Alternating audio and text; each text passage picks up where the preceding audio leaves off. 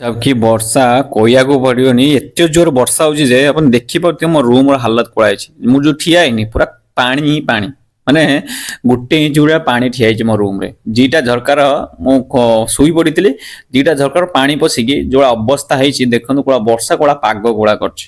ଏଇ ପାଗରେ ମୁଁ ହଇରାଣ ହେଇସାରିଲିଣି ମାନେ କହିବାର କଥା ନୁହେଁ। ଗୋଟେ ସେକେଣ୍ଡ ଦେଖନ୍ତୁ ଆପଣ ସବୁ ବୁଝିପାରିବେ ଭିଡ଼ିଓରେ ସ୍କିପ୍ କରିବେନି ଭିଡ଼ିଓ ଦେଖିବେ। ଏଇଟା ମୁଁ ଖୋଲି ସାରା ପରେ ଦେଖନ୍ତୁ ସେ ଯୋଉ ଘର ଯୋଉ ଗୋଟେ ଅଛି ତଳେ ଆପଣ ଦେଖିପାରିଲେ ବିଜୁଳି ମାରିଲା ବେଳେ ମୁଁ ସାଇଡ୍ ହେଇଲି କାହିଁକିନା ବିଜୁଳି ମାରୁଛି କଣ୍ଟିନ୍ୟୁ। ଆଉ ଦେଖନ୍ତୁ ଯୋଉ ଘରଟା ହେଇଛି କାମ ସେଠି ଲେବର ମାନେ ରୁହନ୍ତି କାମ କରନ୍ତି ତ ସେ ଘର ଛାତ ପୁରା ଉଡେନି ଏତେ ଜୋର ପବନକୁ ଏତେ ଜୋର ବସେ ଝରକା ଏତେ ଜୋର ପିଟି ହଉଥିଲା ଯେମିତି ସେ ସ୍ଲାଇଡର ଭାଙ୍ଗିଯିବ ଝରକାର ସେଇଭଳିଆ ଲାଗୁଥିଲା। ଦିଟା ଝରକାରେ ପାଣି ପଶି ମୋ ରୁମର ପୁରା ପଶି ଯାଇଛି। ଆଉ ବର୍ଷା ପୁରା ଛାଟନି ବର୍ଷା ଏମିତି ହଉଥିଲା ମାନେ ମୋ ଝରକା ପଟିଆ ବର୍ଷା ହିଁ ହଉଥିଲା ବୁଝିଲେ କି। ତ ଏଇଭଳିଆ ଦେଖ ସିଚୁଏସନ ତାର ଉପର ସବୁ ପର୍ଦା ପୁରା ସବୁ ଉଡି ଯାଇଛି କହିବାକୁ ଗଲେ ଚଳେ।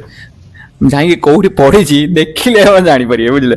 ତାପରେ ଆମ ରୁମର ହାଲତ ଦେଖନ୍ତୁ କରେଣ୍ଟ ତ ନାହିଁ ପୁରା ବ୍ଲାକ୍ ଆଉଟ୍ ତାପରେ ପାଣି କୋଳା ବାହାରୁଛି ଦେଖୁଛନ୍ତି। ମାନେ ଏଇଭଳିଆ ପାଣିରେ ମୁଁ ବହୁତ କଷ୍ଟରେ ମାନେ ମୋ ଦେହ ଖରାପ ତାପରେ ବି ଆପଣ ତ ଜାଣିଛନ୍ତି ଏବେ ଯୋଉଭଳିଆ ବର୍ଷା ହଉଛି ଆଉ ଇଏ ହଉଛି ମାନେ ଦେଖିପାରୁଥିବେ ମାନେ କୋଳା ପାଣି ବାହାରୁଛି। ମୁଁ ବେଡ ମେଡ ସବୁ ସାଇଡ କଲି ଖଟ ସବୁ ସାଇଡ କଲି। ସାଇଡ କରିସାରିଲା ପରେ ଦେଖନ୍ତୁ ପାଣିକି ମୁଁ ସାଙ୍ଗେ ସାଙ୍ଗେ ତ କେମିତି ବାଲକୁନି ବାଟେ ମୁଁ କାଢୁଛି କାହିଁକିନା ଅଲଗା ବାଟେ କୋଉ ବାଟେ କାଢିବ ବାଲକୁନି ବାଟେ ଭାବୁଛି ଖାଲି ଦେଖନ୍ତୁ ସିଚୁଏସନ କୋଉ ଭଳିଆ ବାଲକୁନି ଯାଇ ଦେଖିଲା ବେଳକୁ କୋଳା ପାଣି କୋଳା ବର୍ଷା ଟିକେ ଜଷ୍ଟ କମି ଯୋଉ ବାହାରକୁ ବାହାରିଲି ତଥାପି ବର୍ଷା ଜୋରରେ ହଉଛି ପବନ ହଉଛି ଟିକେ ଜଷ୍ଟ କମି ବାହାରକୁ ବାହାରିଲି ଦେଖେଇଲି ଆପଣଙ୍କୁ ତେଣୁ ତାର ଯୋଉ ଇଏ ସବୁ କୋଉଠୁ ଅଛି ପଡିଛି ଦେଖିପାରୁଛନ୍ତି ମାନେ ଅବସ୍ଥା ପୁରା ଖରାପ।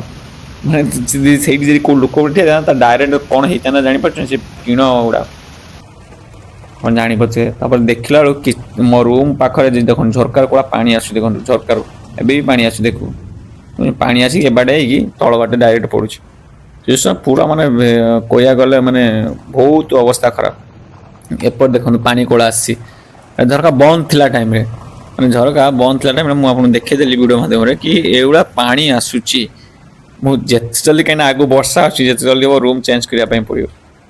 ଆଉ ପାଣି ଦେଖନ୍ତୁ କୋଉ ଭଳିଆ ଲେବୁଲରେ ଆସୁଛି ଦେଖିଛନ୍ତି ମାନେ କୋଉଭଳିଆ ମାନେ ଦେଖନ୍ତୁ ଗୋଡରେ ମାରିଲା ପାଣି କେତିକି ଯାଉଛି ଆପଣ ଜାଣିପାରୁଥିବେ କୋଉଭଳିଆ ଲେବୁଲରେ ପାଣି ଆସିଥିବ।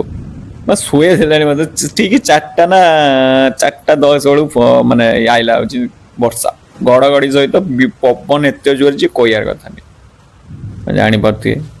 ମୋର ବେଡ ଖୋଳା ହେଇଛି ମୁଁ କାଢିଦେଲି ଖଟ ଉପରୁ କାଢି ତାକୁ ସାଇଡ କଲି ସାଇଡ କରି ୟାକୁ ତଳେ ରଖିଲି ମାନେ ହଲରେ ତାପରେ ଦେଖିଲି ତାପରେ ଯାଇକି ଦେଖିଲା ବେଳକୁ ମୁଁ କିଚେନ ଜିନିଷ ସବୁ ସାଇଡ କଲି ପବନ ର ତା ଝରକା ଖୋଲିକି ଦେଖିନି ଦେଖିଲା ବେଳକୁ ଦେଖନ୍ତୁ ଅବସ୍ଥା କୋଳା ଆଉ ମୋ ପ୍ୟାଣ୍ଟ କୋଉଠି ପଡିଛି ଦେଖନ୍ତୁ ଦେଖିପାରୁଛନ୍ତି।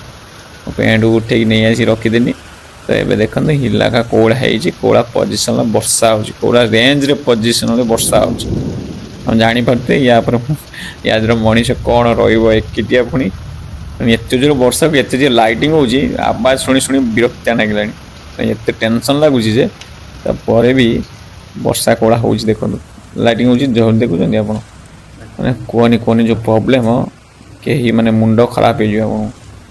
ତ ପାଣି କୋଉଳା ଦେଖିକି ମୁଣ୍ଡ ଖରାପ ହେଇଯିବ ପୁରା ମାନେ ପୁରା ପାଣି ଦେଖନ୍ତୁ ପାଣି କୋଳା ରାସ୍ତାରେ ଠିଆ ହେଲାନି ଦେଖନ୍ତୁ ପୁରା ଦେଖେଇ ଦେଖନ୍ତୁ ପୁରା ପାଣି ରାସ୍ତା ଉଠି ହେଲାନି ଯିବା ଆସିବା କରିବା ଭାରି ମାନେ ଚଲା ପଥ ଇଏ ହେଇଯିବ ଗାଡି ନେଇକି ଯିବ ସାବଧାନ ଯିବା ପଡିବ ନହେଲେ କଣ ହବ କଣ